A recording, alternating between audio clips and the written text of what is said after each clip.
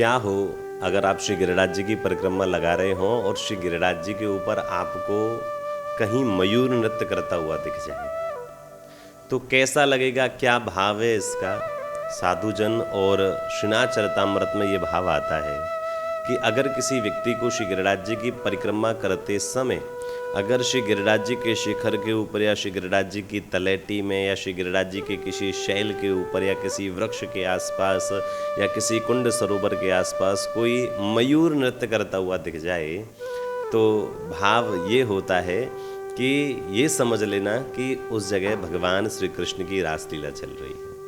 अगर आप श्री गिरिराज जी की परिक्रमा लगा रहे हैं और उस समय आपको मयूर नृत्य करता हुआ दिख जाए, नाचता हुआ, तो निश्चित मानना भगवान श्री कृष्ण मयूर विहार लीला के माध्यम से ये बताना चाहते हैं कि मेरी रासलीला का समय हो गया है। और भगवान श्री कृष्ण और श्री राधा रानी उस समय रासलीला का लीला कर रहे होते हैं।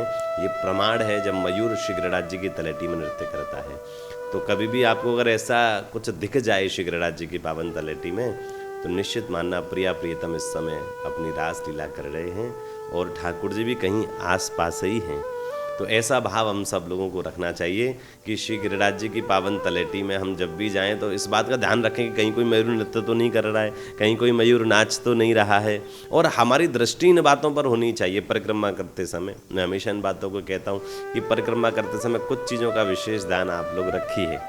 तो उनमें एक ध्यान ये भी है कि हम इस बात का भी चीज़ देखें कि कहीं कोई मयूर नृत्य करता हुआ तो नहीं दिख रहा है हमको, कहीं कोई मयूर नाच तो हमारी सतत दृष्टि जब गिरिराज जी के शैल के ऊपर होगी, सतत दृष्टि जब गिरिराज जी के शिखर के ऊपरी तलैटी में होगी, तब हमको ऐसे अनुभव होंगे।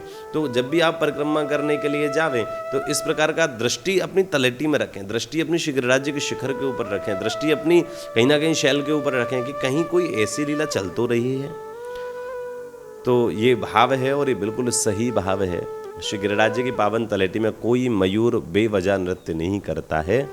और अगर मयूर बोलता हुआ दिख जाए शिखर के ऊपर, अगर आपको श्री गिरिराज जी के शिखर के ऊपर मयूर की आवाज़ आए, पीहू पीहू करके आवाज़ आवे, तो हमारे भगवती जन कहते हैं गोवर्धन के शिखर से मोहन दीनी टेर। तो कहते हैं जब किसी वैष्णव को भगवान आवाज़ देते हैं तो वो गिरिराज जी के शिखर से देते हैं। तो कैसे देते हैं आवाज़, तो वो मयूर के रूप में ही आवाज़ आती है।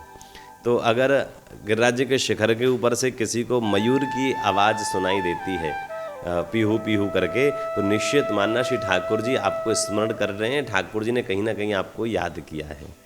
तो ये बहुत बड़े और बड़े अच्छे भाव हैं गिरिराज जी की तलैटी से रिलेटेड।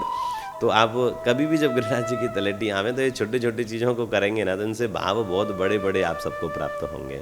तो मेरा आप सब लोगों से, समस्त वैष्णव परिकर से केवल यही एकमात्र निवेदन है कि श्री गिरिराज जी की पावन तलैटी में जब आप हों तो इस बात का भी ध्यान रखें कि कहीं कोई मयूर हमको दिख जाए, कहीं कोई मयूर की आवाज़ हमको सुनाई दे जाए। तो निश्चित मानना भगवान श्री कृष्ण और प्रिया प्रीतम जो हैं वो उस समय रासलीला की कोई भाव उस समय प्रकट कर रहे हैं और श्री ठाकुर जी वही हैं। क्योंकि मैं हमेशा कहता हूँ गिरिराज जी की तलैटी भी रासलीला की भूमि है। श्री गिरिराज जी की तलैटी में रास हुआ है, कुसुम सरोवर, चंद्र सरोवर, ये सब रास की जगह हैं। इसलिए आप कभी भी गिरिराज जी की पावन तलैटी पधारें तो इन सब का विशेष ध्यान रखें। इसलिए अब कभी जब गिरिराज जी की परिक्रमा लगाने के लिए आओ तो ये याद रखना कि कहीं हमको कोई मयूर दिख जाए, कोई भाव दिख जाए, है ना। तो समस्त वैष्णव परकर इस बात का ध्यान रखें। आप सबको खूब खूब जय श्री कृष्णा, जय गिरिराज।